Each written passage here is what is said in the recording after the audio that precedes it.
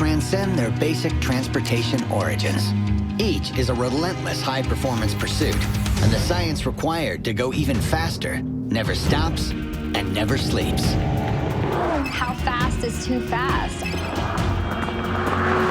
There will always be a push to innovate and to keep moving forward. The knowledge behind these amazing machines is an ever-expanding field full of imagination, where risk is rewarded and big dreamers often step out with bold ideas. People that don't like cars love supercars. When you see one on the road, you can't help but point and look and stare at it. No one knows which tech will triumph next, who will produce it, or what the next game changer might be. And they drive like a bat out of hell, which is the allure of the supercar, right? It is just this utterly extraordinary thing that leaves you absolutely speechless, but then at the same time, it's like a rocket ship. It's crazy. This is the story of mankind's relentless pursuit for speed, the remarkable machines that brave the way, and the amazing evolution of supercar tech.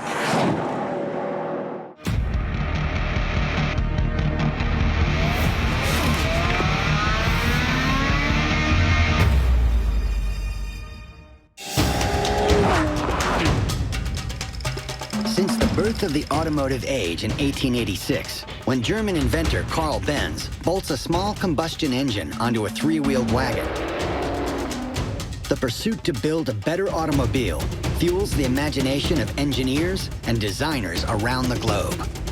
In the 20th century, that vision fuels engineering pioneers to push the envelope of speed and handling even further, and results in the creation of some truly remarkable driving machines. However, at the dawn of the new millennium, the evolution of the supercar gives rise to a new category of machines, vehicles that early automotive forefathers could never have imagined. A hypercar is take everything you know about a supercar and push the absolute limits of design and aerodynamics and power and capability and price and exclusivity. You turn everything up to 11. Calling a car with a quadruple-digit power output by the same name as the supercars that preceded it doesn't do the machines or their incredible performance justice. By the early 2000s, a new term is needed to describe the absolute apex of the automotive world. And the hypercars are like $1 million, $2 million. They're all just special. For over a century, the notion of a 1,000 horsepower car is only possible in the realm of comic books or science fiction fantasy. Yet by the 2000s, it's now a technical challenge on the cusp of being cracked. What we knew as the supercar with things like the F40, there really became this like next step up. And it's like, well, do you call it like a super duper car? Or do you call it like a extra super, like what do you call it? And so hypercar kind of became this term.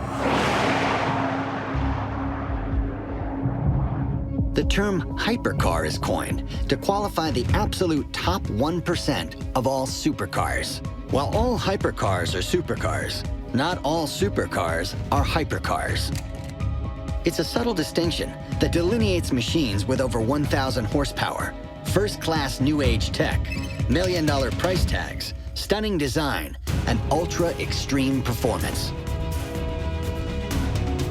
Almost every aspect of these cars advance the auto industry, and not a single compromise can be made. As technology progresses, cars become more and more and more capable. Hypercars become more capable in terms of their speed, their braking, their handling, the lap times they can achieve, and ever continuing march upward. Where's the limit? We don't know. There is going to be that point where you simply can't go any faster. And it's really interesting to kind of be on that ride to see where that takes us. The dawn of the new millennium sees freakonomics hit the high-end automotive industry when Bugatti debuts the ultimate feat of engineering. And a machine that alters the car industry forever, the Veyron. The Veyron is a huge tentpole, is a huge, huge step forward. When the Veyron drops in 2005, it's considered the absolute zenith of automotive engineering, and the stick against which all cars will now be measured. The Veyron raised the bar of automotive performance to formerly unknown levels. It's a technological tour de force. I mean, it's got 4 turbochargers, 1,000 horsepower, top speed of 255 plus. Here's a car that is literally without compromise. Everywhere you look, this car was designed and defined by glorious, overwrought excess.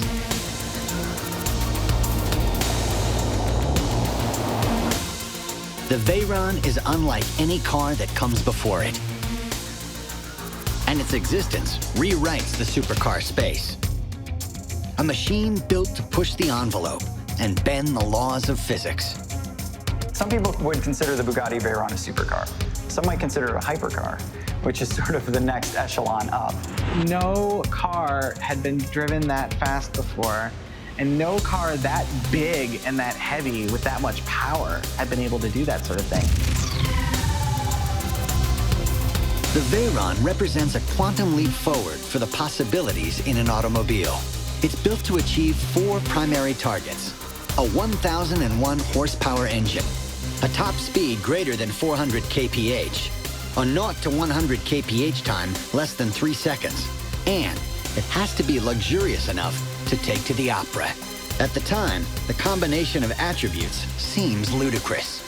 And the Veyron was different in that it was a luxury car. It was this big luxury grand tour. It wasn't trying to be a supercar in the way that a Ferrari or a Lamborghini or a Pagani was. It was trying to be this big, comfortable, crazy fast thing. It kind of redefined excess. During the Veyron's harrowing development process, engineers burned the midnight oil while trying to build a super sports car for the road that's groundbreakingly fast, yet as easy to maneuver in a car park as a VW Golf. The result is a trailblazing machine that crushes the world's top speed mark and ushers in a new era of 7-figure super machines. Their goal was top speed, and they met it. The things go over 250 miles an hour, and it's, the fastest car in the world. The car on paper and in photos was so apart from anything else that was in that market. And of course, it commanded a price that was way above what anybody was accustomed to paying. All that excess requires engineers rewrite the rule book while fitting 10 radiators inside the machine and developing special tires that can only survive 50 minutes of the car's insane top speed. I think Veyron was really, truly when Hypercar became a thing we had to talk about, because supercars existed when the Veyron came out, but the Veyron was so much more. And it's like, well, what do we call this? You have to love Bugatti for its audacity. This is a car company that exists to be extreme. Extreme in design, extreme in performance, extreme in speed.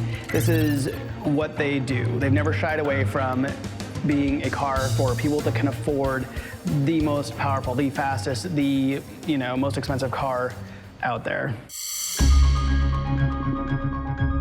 The Veyron carries a long list of firsts and cutting-edge tech, yet its crowning jewel might well be the machine's W16 engine.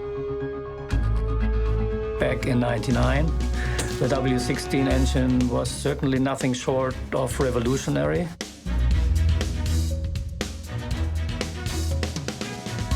When the W16 engine debuts, the most powerful supercar engine features 627 horsepower.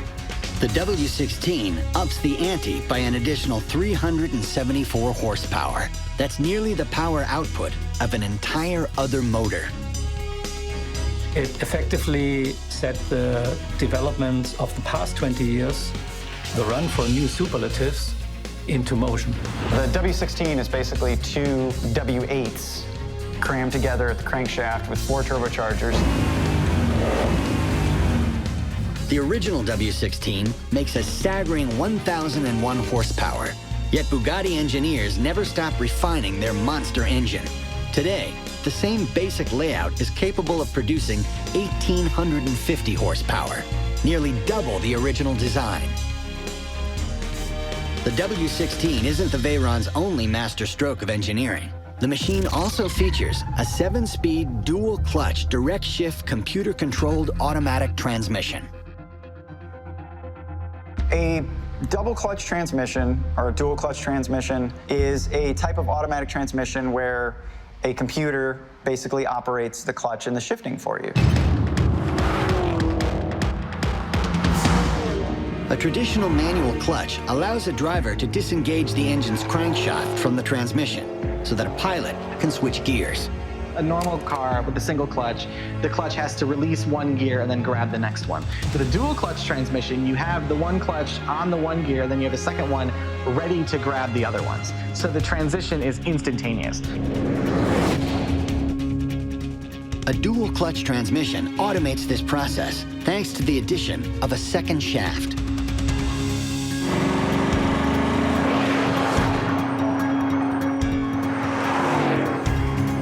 The magic of the dual clutch is that it can change from one gear to another lightning fast. Because while one gear is engaged, a computer pre-selects the next gear with the other clutch. It's immediately ready for engagement, which allows the unit to shift in mere milliseconds.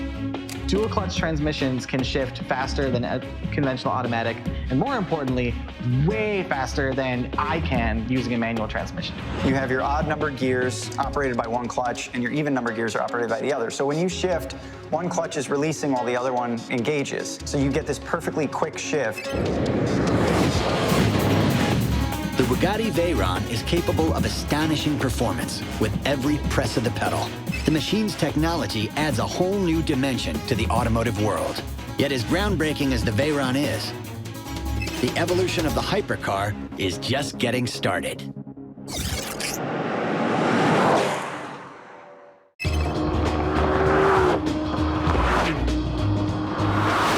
The Supercar. It's a staple of bedroom posters. What many dream to drive, and few aspire to own. Driving a supercar sharpens your focus in a way that an ordinary car doesn't. All of those layers are just peeled away. It just heightens your senses. The world passes by so rapidly. The engine is so loud. Your fingers are gripping the wheel, and you can feel every edge of the car just talking to you. And, it's just this overwhelming sensorial feeling. Overwhelming sensations lie at the heart of the Pagani experience. And in 2012, the mark blasts to the front of the pack with the introduction of the Huayra. Pagani is definitely the jet fighter of the hypercar world. When it debuted in Geneva, it was, basically the star of the show. Everyone was surrounding it. Everyone wanted to check out every single little tiny detail.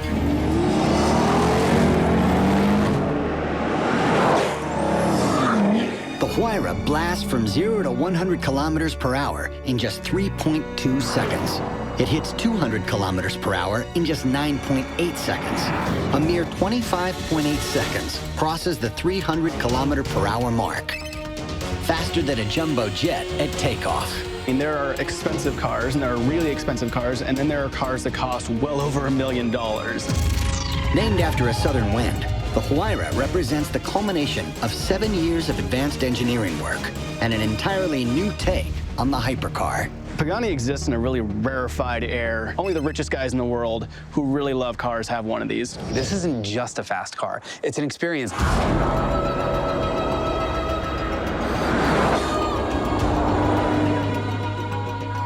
While the Huayra is all kinds of good fun on the track, its ultimate claim to fame is the machine's active aerodynamic system. So the idea of being active, meaning it can change all of the wings, is that when you're driving in a straight line, it's as slippery as possible for as high a top speed as possible. In the corners, it'll sacrifice some of that speed for extra grip, which is what you need.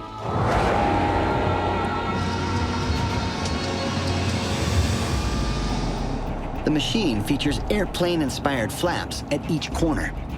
The flaps move independently and alter the amount of downforce the Huayra experiences. The Huayra's active aero system helps keep it glued to the ground. Downforce is using air to press down on the car. Lift is using air to pull up. We almost never want lift on a car because, of course, we don't want it to become airborne. But downforce is a good thing in the corners, but not when you're going straight ahead. Because to get downforce, you need to have aerodynamic drag, which means the car will be slower.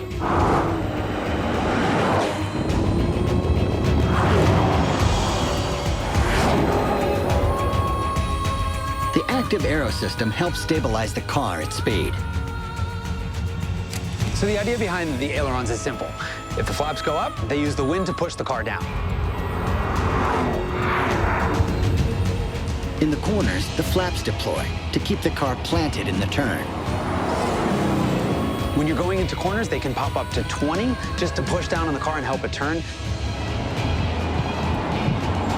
During heavy braking, the system activates again, this time to generate additional braking force. And under braking, they pop up to 40 degrees as kind of a parachute.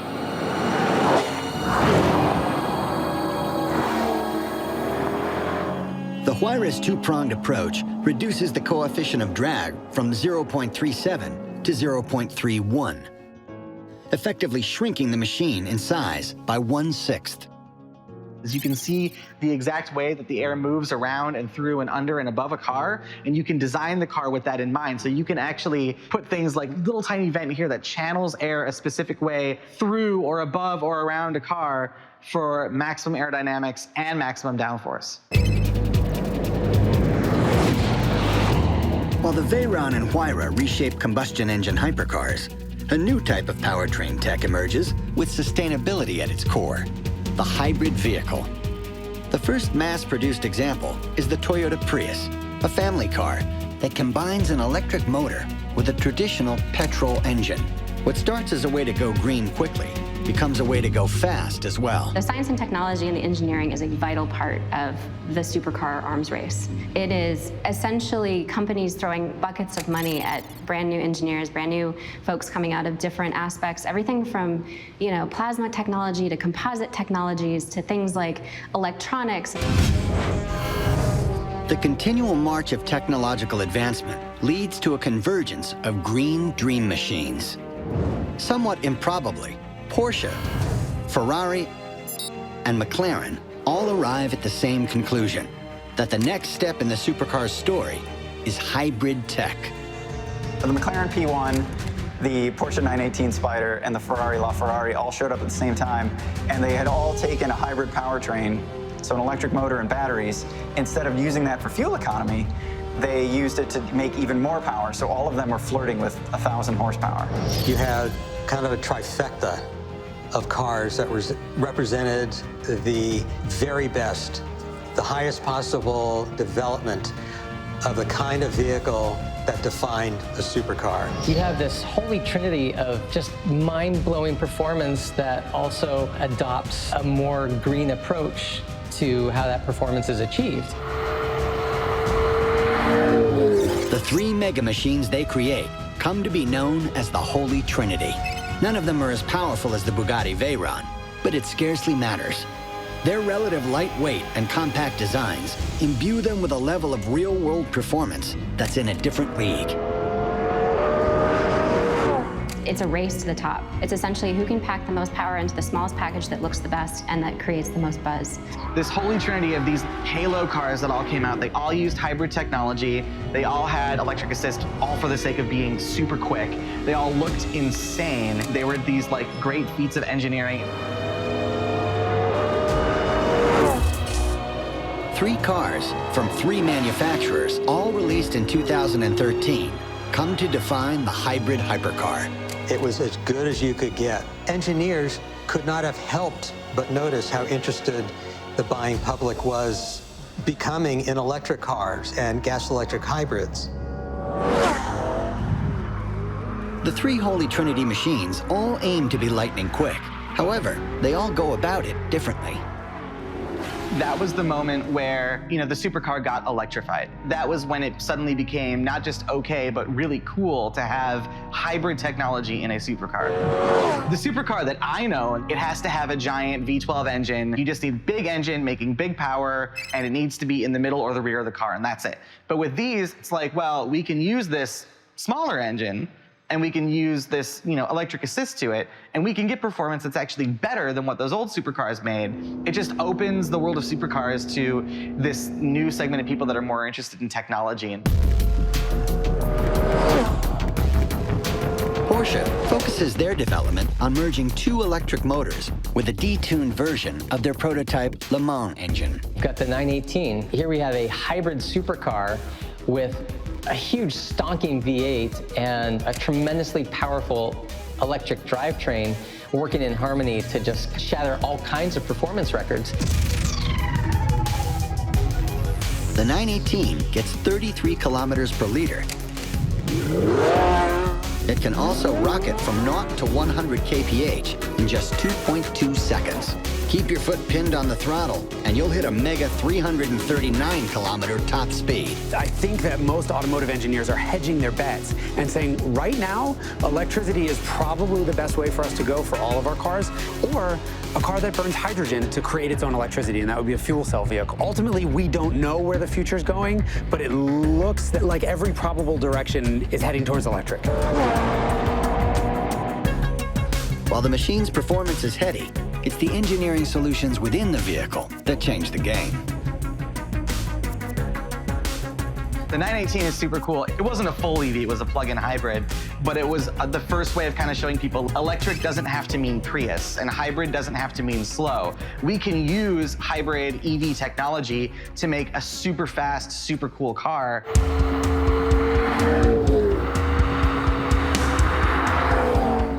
McLaren's P1 is radically different than the Porsche. It features one E-motor on the transaxle in conjunction with a twin-turbo 3.8-liter V8 that knocks out 727 horsepower.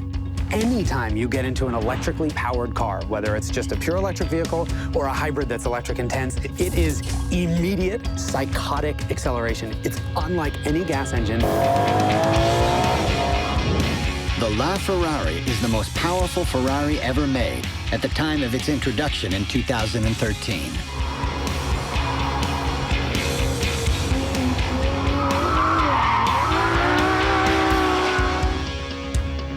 It's propelled by a combination of a traditional 6.3-liter V12 petrol engine and an electric motor regulated by a Formula One-inspired Hypercars system.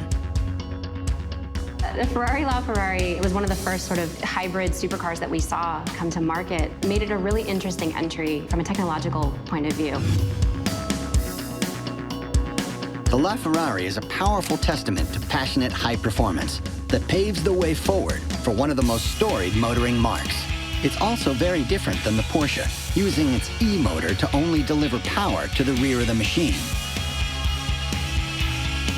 When Toyota builds a hybrid, they build it to do fuel economy. When Ferrari builds a hybrid, it's just extra power. The electric motor is just extra power for the V12. Despite the fact that I absolutely hate the name, it sums it up really well where it's the Ferrari. That's what it is. It's the Ferrari. There's no other way to describe it.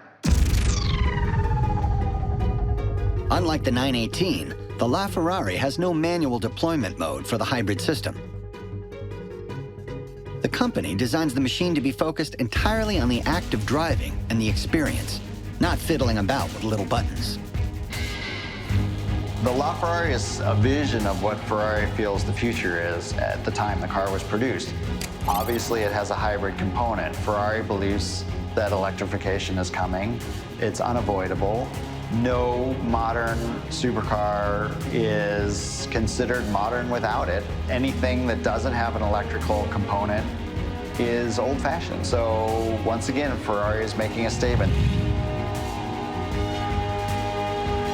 Upon its introduction, the LaFerrari becomes one of the most sought-after cars of all time. Today, pristine examples change hands for $4 million or more. The LaFerrari really kind of changed that game, and it was like the sort of automotive world went, Oh, okay. So we're actually committing to this idea of getting more power, but not necessarily from petrol engines, more from sort of a hybrid setup, or eventually perhaps even totally electric. All three Holy Trinity machines use hybrid technology to advance the automotive landscape with performance that could only be imagined in prior decades. This is what the future of speed looks like. With modern materials and 20 years of development in computational fluid dynamics and all the tools that they have today, they're able to finesse these designs to also make them appealing to the eye in a way that classical cars are, with classical curves and forms that are universally appealing. The Holy Trinity make technological waves in the supercar space. However, hybrid science has been around far longer than most people realize. The world's first hybrid automobile is the Lohner Porsche from 1901, designed by none other than Ferdinand Porsche. The Lohner Porsche set the precedent for a modern hybrid car at the beginning of the 20th century, which is just kind of unheard of, especially with battery technology being what it was. In 2018, Swedish supercar constructor Koenigsegg ups the ante and debuts the Agera. The turbocharged 5-liter V8 harnesses 1,341 horsepower to rocket to an absolutely insane 284 miles per hour top speed. They experimented with several sections of the car to try and compromise between high-speed stability and keeping the car on the ground and not pushing it down on the ground too much. This was pioneering work at that time on cars of this speed. Nicknamed Thor, this Agera is the second of two special final edition models. In addition to the machine's active aerodynamic system, Thor features a Le Mans-styled central shark fin to help cut through the air and aid stability at lightning-fast speeds. The price barrier to entry is so high that a majority of people in the world can't actually afford it. While not everyone can afford a Koenigsegg, the company's relentless focus on weight reduction, paired with Thor's GPS-actuated suspension system and active aerodynamics, offer a technologically driven path forward for other, more ordinary machines.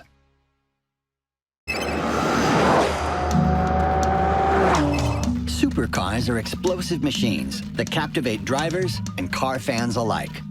Vehicles that bravely chase the future while pushing ordinary automobiles to new heights. There's a magic to it.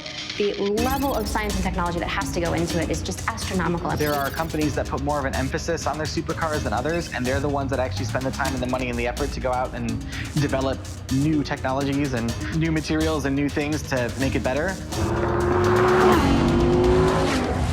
During the first few decades of the new millennium, the auto industry rapidly morphs. Shifting global economics and tightening environmental regulations force cars of all kinds to modernize. The push for change leads to a golden era for horsepower, where even basic machines suddenly feature nearly unthinkable power.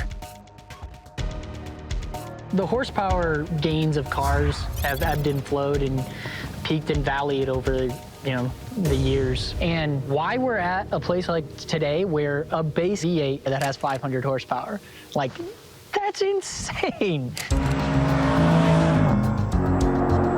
Insanity is fully on display in 2010 when Mercedes-Benz's in-house tuning shop, AMG, introduces the SLS. The SLS was that supercar in the truest sense. It was really expensive. It only had 2 seats. It had crazy doors that opened up. It looked like nothing else. It really was a showstopper. The spiritual successor to the vaunted 300 SL Gullwing, the SLS combines retro pastiche with a brutal 563 horsepower V8 engine. The machine represents AMG's first car designed and built in-house. It's a small change that opens the door for other car constructors' in-house tuning divisions to build their own hot rods as well. Yeah, the interesting thing with SLS, it was such a fantastic looking car, and it did so much with the way it had the curb appeal. I mean, when you saw those doors open, it was an amazing callback to the 300 SL Gullwing.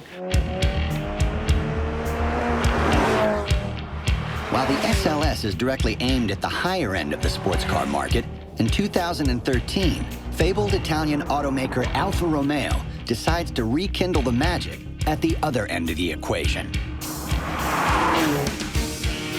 They introduced the 4C, the first truly affordable carbon fiber tub-based sporting machine. It's an old school kind of car, right? It's small and it's light. It's got all this personality.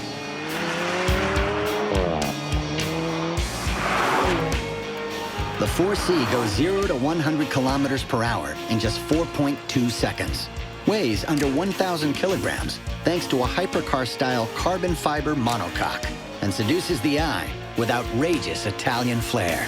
It's very clear from the second you get in a 4C, this is not a car that's trying to be all things to all people. This is absolutely a less is more car, because the less weight you have to carry around, the faster you can go, the quicker you can corner, the more nimble the car is. The 4C might be small and quick, yet its influence is enormous. The machine turns every moment into a track day, and every commute into a soul-stirring drive, yet costs no more than an average sedan. It's, hey, I'm just as cool as a Ferrari. I'm just as outrageous, but I'm a third of the price. You can save your money and get a beautiful Italian car made of exotic space-age materials that goes incredibly quickly around a racetrack and turns heads everywhere you go. The 4C leverages supercar tech that was once solely reserved for mega machines, but is now readily available in more everyday autos. It absolutely is a automotive trickle-down. You know, Ferrari has been developing carbon fiber for a long time, but those cars start at $250,000. The fact that you can get it in a car that costs less than 100 grand is nothing short of a miracle.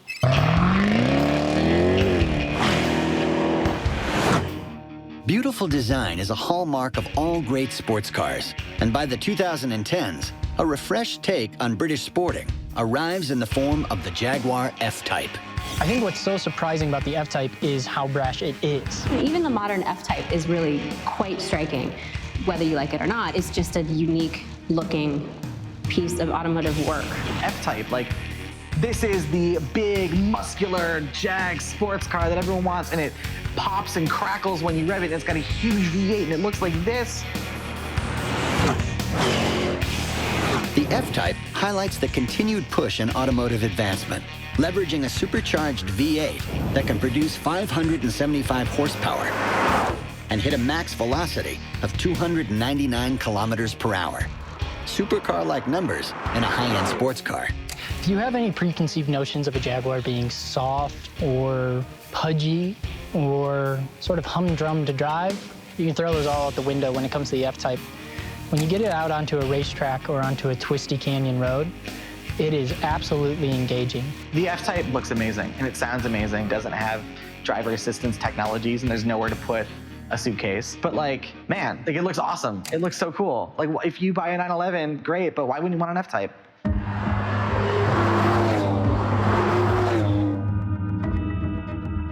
Four years later, in 2018, another mega machine is born mere kilometers away, the Aston Martin DBS Superleggera. Aston's all about sports cars. It's all about luxury, grand touring, high-performance cars. You have things with big V12 engines in the front, and then rear-wheel drive, and then this just big luxury car interior. While some supercars aim to be technical wonderkins, the DBS stands apart as the ultimate Aston and a new take on the mega muscle car aesthetic. It's got a huge V12, it's loud, it's beautiful, it's expensive. In an era of all-wheel drive supercars, the DBS is a throwback rear-wheel speed demon. It's 715 horsepower, 900 newton meters of torque. It's clothed in carbon fiber, lightweight body structures. It has an amazing sound, a bi-turbo V12. The imposing horsepower and high performance of the Aston Martin DBS is eclipsed a few countries away in Italy by the Lamborghini Aventador SVJ. It's getting harder and harder because there is a physics limit on the power that you can give to the car.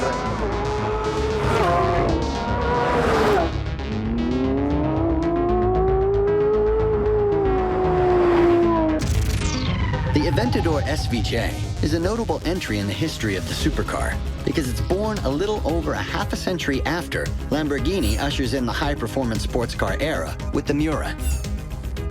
It's perhaps the best example of an internal combustion Lambo, and also might be the last.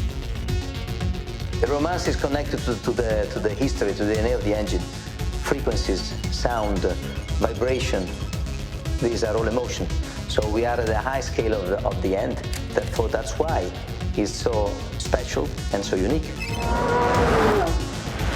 For the past half a century, the supercar elevates high-performance motoring and unleashes new tech on the road-going public. Yet with the dawn of the 2020s clearly in sight, what comes next might be even more profound.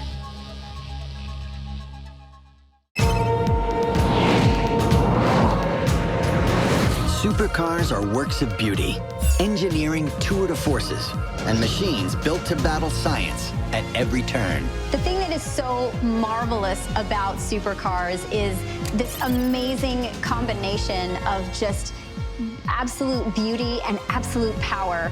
And the fact that those two things can coexist on that level is what makes a supercar a supercar. As the dawn of the 2020s approaches, it's clear that for the supercar and hypercar genres to survive, they must adapt or they'll perish. We're coming to the end of the internal combustion engine period. So at some point, all of these different layouts are going to have to start dying off. With the internal combustion era coming to a close, in 2016, Bugatti bends the laws of physics one last time and creates the ultimate petrol-based hypercar, the Bugatti Chiron. You have this car that comes out, the Chiron. It's the Veyron on steroids. It's the Veyron with everything enhanced. Bugatti didn't need to make a car like everyone else did. Bugatti needed to make a new Bugatti. The Bugatti Chiron is beautiful. Design-wise, they're absolutely extraordinary. They're exquisite. It achieves its performance because of its excess. The Chiron is the fastest, most powerful, and most expensive hypercar ever made, and the ultimate swan song for petrol-powered cars.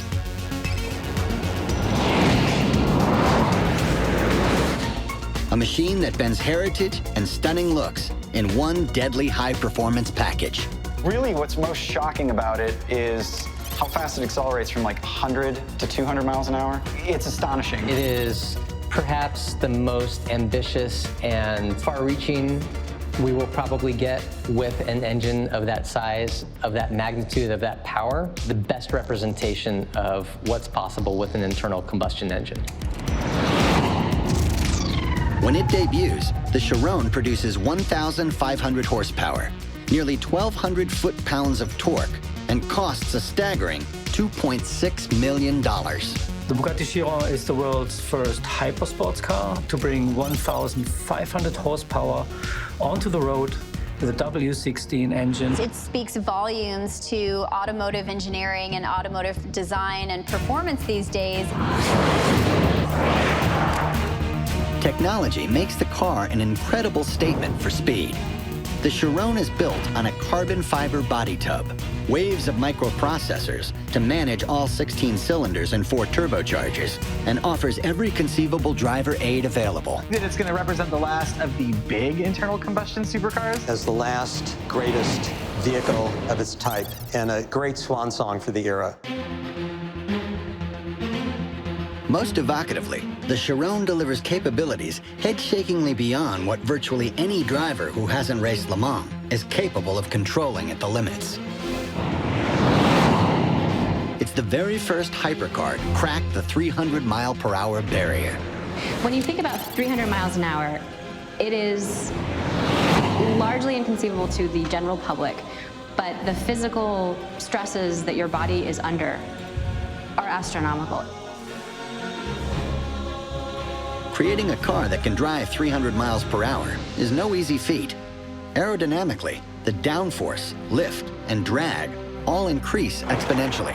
At max velocity, the tires spin 68 times per second and have to withstand 7 tons of force trying to rip them apart. We're never going to have another internal combustion car that's going to top what Bugatti has achieved with the Chiron. The Chiron goes down in history as a pioneer that ventures into the unknown, thanks to the incredible engineering underlying the machine. It is comparable with Greek mythology, yes. It is the end of the internal combustion engine. The 300-mile-per-hour mark has loomed in humanity's automotive consciousness for over 100 years. The immediate question is, what comes next? The piston engine would start reaching its point of diminishing returns. There's nothing that gets you around a track like an electric motor, initially supplemented by a piston engine and then eventually completely doing away with the piston engine.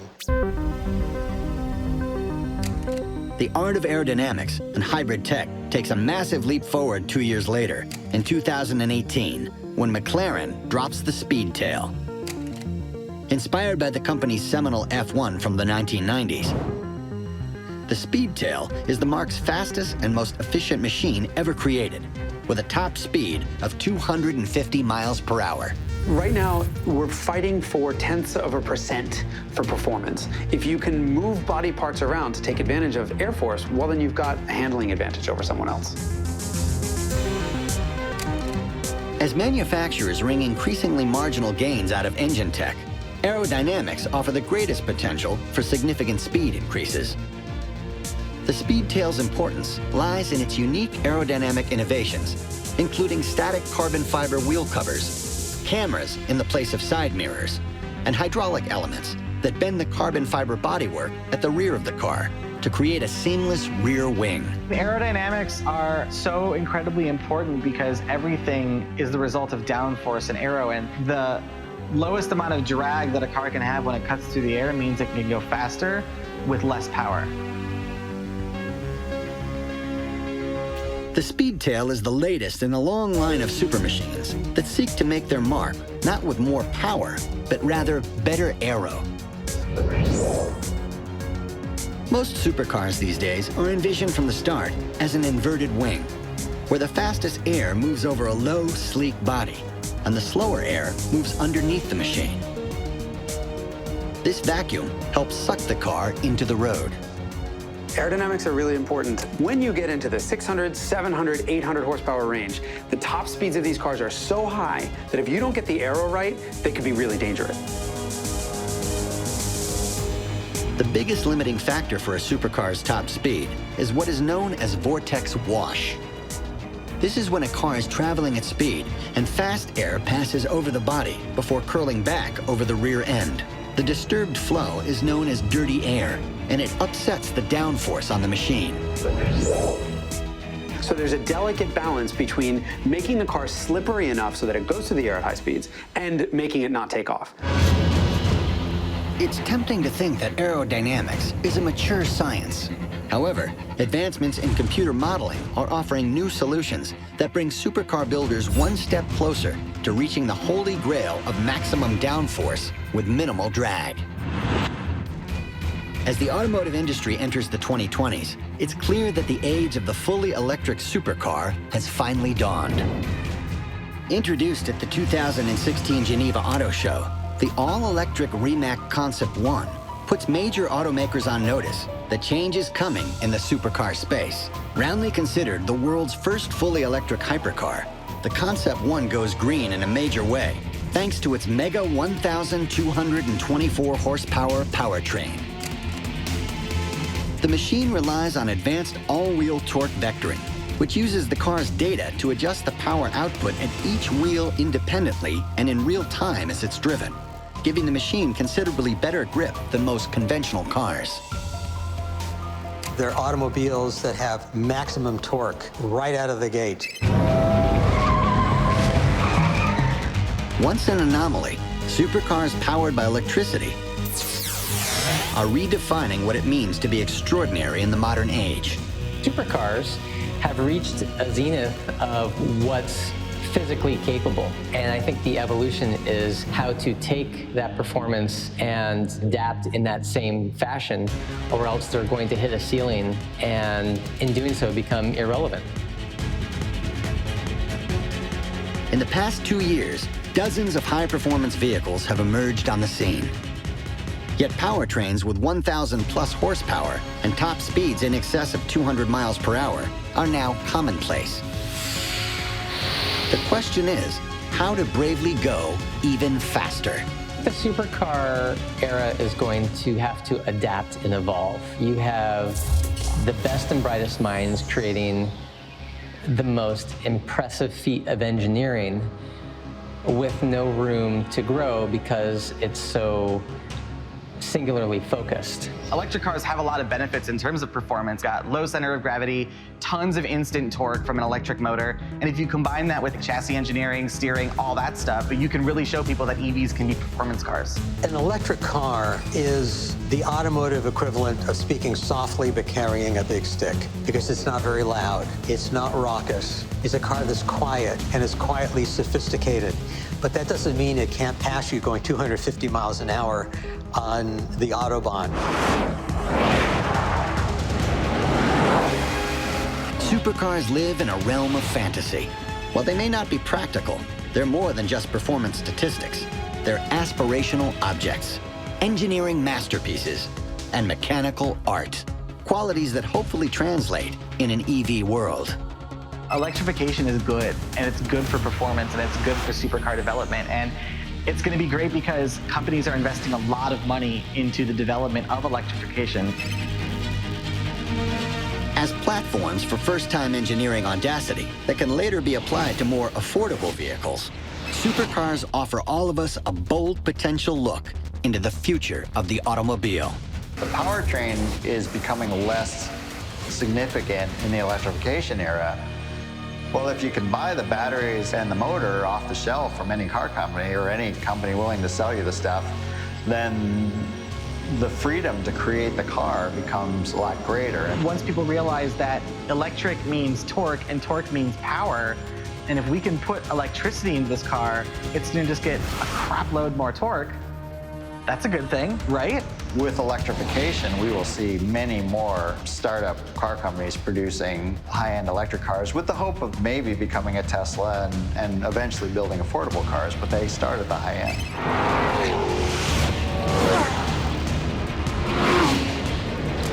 Special cars devoted to high performance have existed since the dawn of the motorized age. In the 1920s and 30s, wealthy thrill seekers pushed Bentleys and Bugattis to the edge. In the 1950s, speed seekers climbed behind the wheel of a Jaguar E-Type or Mercedes-Benz 300 SL to topple records. And in the 1960s, the Lamborghini Miura sprang into existence, and with it, gave birth to the supercar genre.